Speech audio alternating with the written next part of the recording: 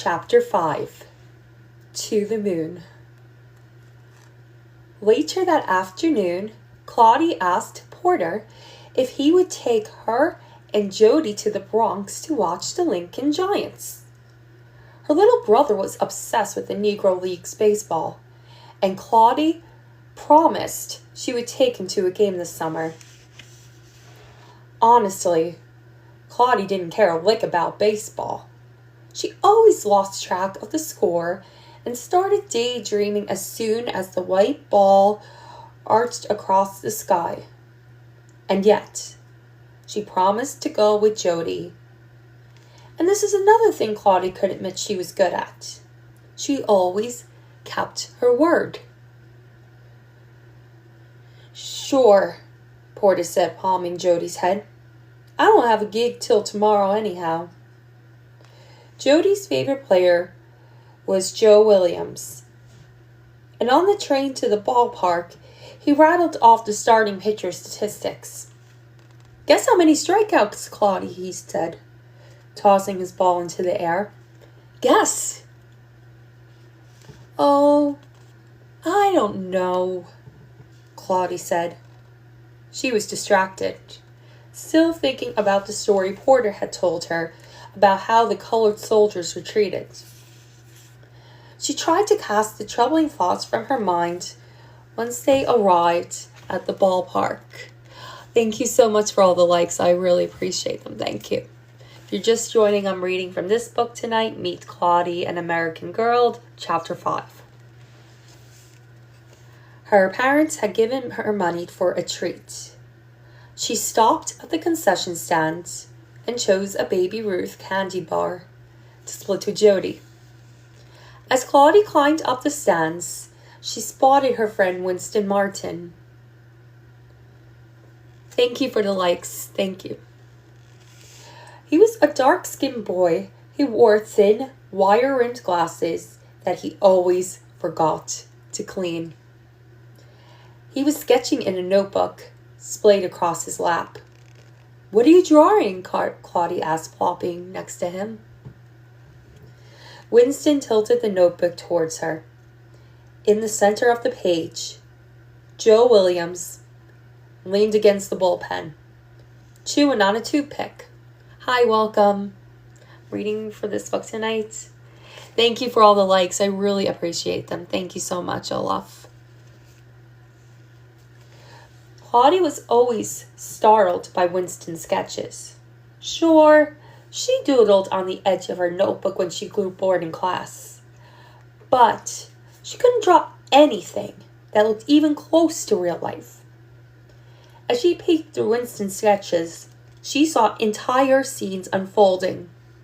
A teacher hunched over a desk, a boy in front of her snoring, his mouth wide open, a bird outside a window, hovering on a branch.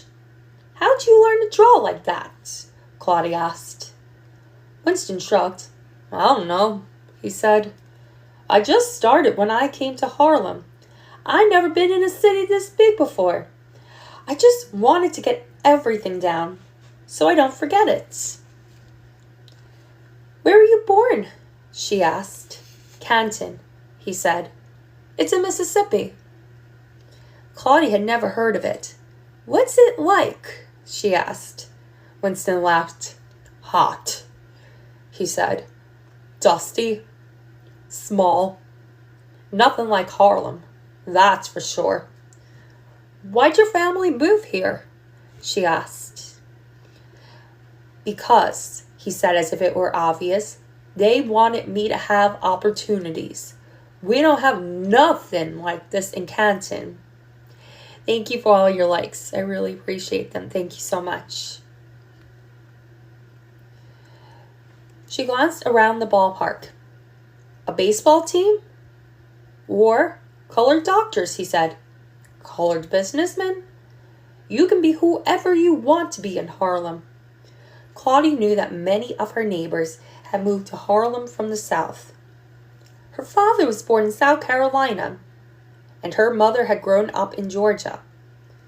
When Claudie asked her mama why she'd left Shellman, Mama had replied that there was nothing for her there.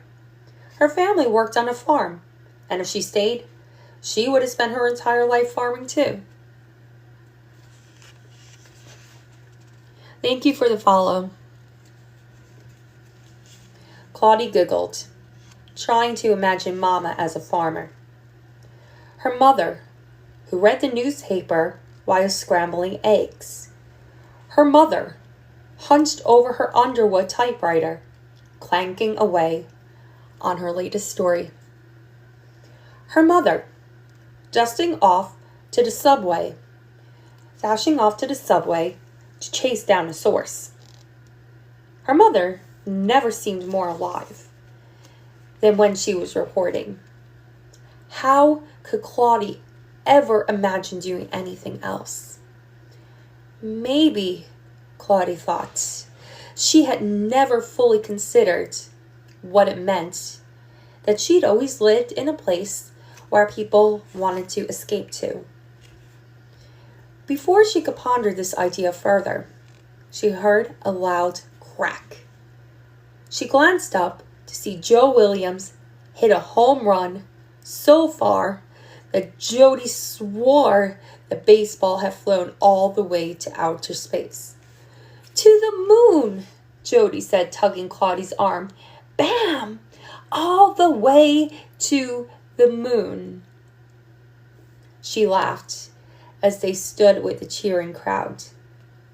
She didn't have the heart to tell little brother that it was impossible to hit a baseball all the way to the moon, even for the great Joe Williams.